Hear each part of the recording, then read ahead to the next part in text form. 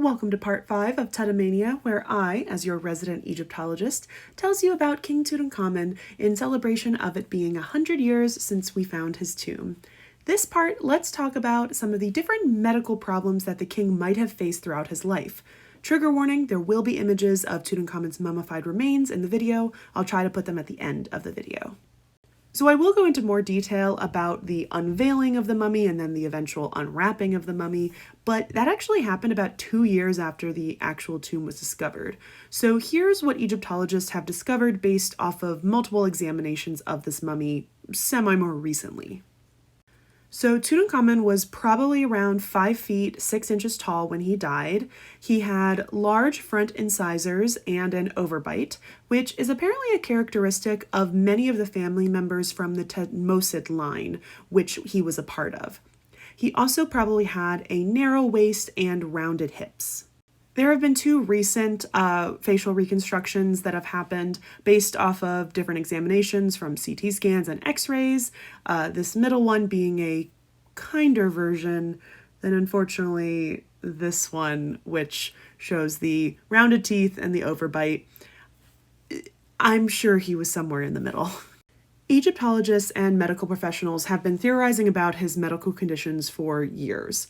Marfan syndrome was on the top of the list for a really long time because they also believed that Akhenaten had this syndrome, but neither actually tested positive for it. So it was more likely that it was an artistic direction that Akhenaten and Tutankhamun went with.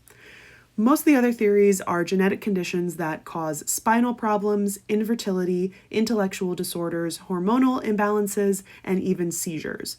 These are all still mostly unproven. And of course, all or some of these conditions are probably a result of incest because we have proven through DNA that his parents were full siblings. Trigger warning for mummified remains and CTs of mummified remains.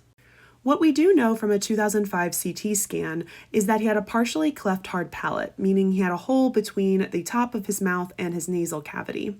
He had mild scoliosis, a flat left foot, and a clubbed right foot, although the club foot is disputed. Whichever foot condition he had, we know that he most likely walked with a cane because he is depicted with it multiple times, and multiple canes were actually found in his tomb buried with him. Genetic analysis has also showed that he had multiple malaria infections, which could have weakened his immune system. These were probably debilitating conditions for him, which is why you might see him seated a lot or using his cane. A king would never hunt while seated. That's just not normal. Now, did any of these conditions lead to his early death? You'll have to find out in the next video.